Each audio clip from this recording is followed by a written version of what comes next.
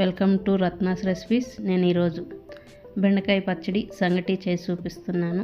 ఈ విధంగా ట్రై చేయండి, చాలా బాగుంటుంది. ఇప్పుడు ఎలా చేయాలో ఏ విధంగా చేయాలో చూద్దాం. ఇక్కడ ఒక గ్లాసు బియ్యం తీసుకున్నాను. అది బాగా కడుక్కొని ఒక గ్లాసు బియ్యానికి 4.5 గ్లాసు నీళ్ళు పోసుకున్నాను.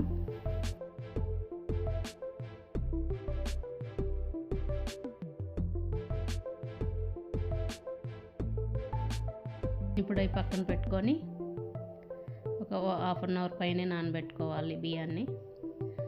హాఫ్ అన్ అవర్ తర్వాత 2 విజిల్స్ మీడియం ఫ్లేమ్లో ఉడికించుకుంటే అట్లా వస్తుంది మనకి మెత్తగా. అలా పప్పు గుత్తి ఉంటుంది కదా, అదే దాంతో అట్లా ఎనుకోవాలి. అలా ఎనుకున్న దాంట్లో రాగి పిండి పోసుకోవాలి.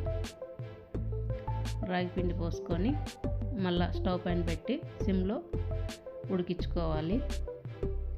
అలా ఉడికిన తర్వాత మళ్ళీ పప్పు గుత్తితో బాగా ఎనుకోవాలి. ఆ పిండి అంతా కలిసేటట్టు మెత్తగా అయ్యేటట్టు ఎనుకోవాలి. ఎనుకొని మొత్తం దానికి ఉన్నదంతా ఒక దగ్గరికి చేసి మొత్తం ప్రెస్ చేసి ఒక 2 నిమిషాలు మళ్ళీ స్టవ్ పైన పెట్టి వేడి పెట్టుకోవాలి. స్పూన్తో అంతా అట సైడ్లో అంతా దగ్గరికి తీసుకోవాలన్నమాట. ఇప్పుడు పచ్చడికి పచ్చిమిరపకాయలు, నూనె వేసుకొని అట్లా కొంచెం ఫ్రై చేసుకొని జీలకర్ర, ధనియాలు వేసుకొని మళ్ళీ ఒకసారి కలుపుకోవాలి. అవి అలా కలుపుకున్నాక అట్లా బాగా ఫ్రై అవ్వాలి. అవి ఫ్రై అయిన తర్వాత పక్కన ప్లేట్లోకి తీసుకోవాలి.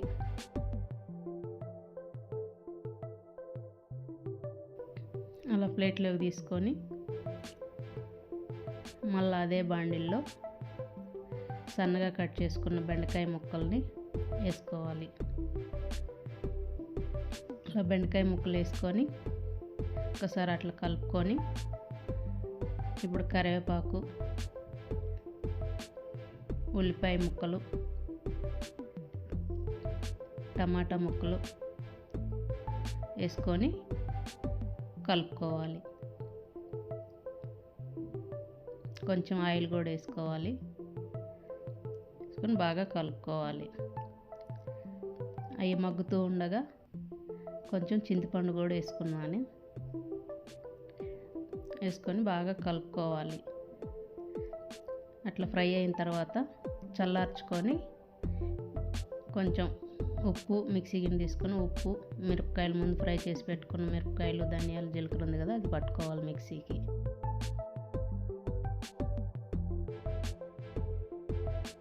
అలా మిక్సీకి పట్టుకున్నాక మొత్తం ఒక సైడ్కి చేసుకొని అట్లా కచ్చాపచ్చాగానే పట్టుకోవాలి.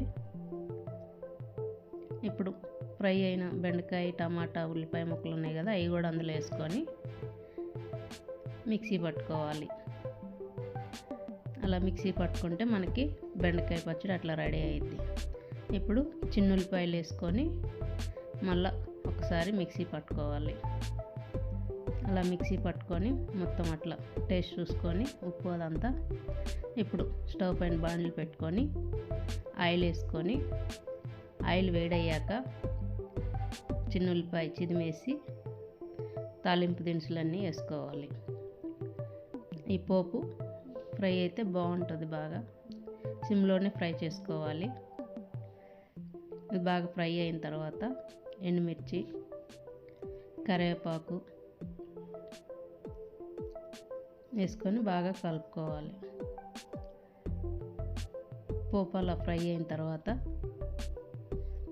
ముందుగా చేసి పెట్టుకున్న పచ్చడి ఉంది కదా మిక్సీ గిన్నెలో, అది అందులో వేసుకొని మొత్తం పోపు అంతా కలిసేటట్టు కలుపుకొని స్టవ్ ఆఫ్ వేసుకుంటే బెండకాయ పచ్చడి సంగటి రెడీ. ఇప్పుడు ప్లేట్లోకి సంగటి తీసుకొని అందులో మధ్యలో పచ్చడి పెట్టుకొని స్పూన్తో అట్లా అనుకుంటే గుంత వస్తుంది. అలా పచ్చడి వేసి నెయ్యి వేసుకొని తింటే చాలా బాగుంటుంది. ఈ విధంగా ట్రై చేయండి. ఎలా వచ్చిందో కామెంట్ చేయండి, లైక్ చేయండి, షేర్ చేయండి, సబ్స్క్రైబ్ చేసుకోండి. Thank you. బాయ్.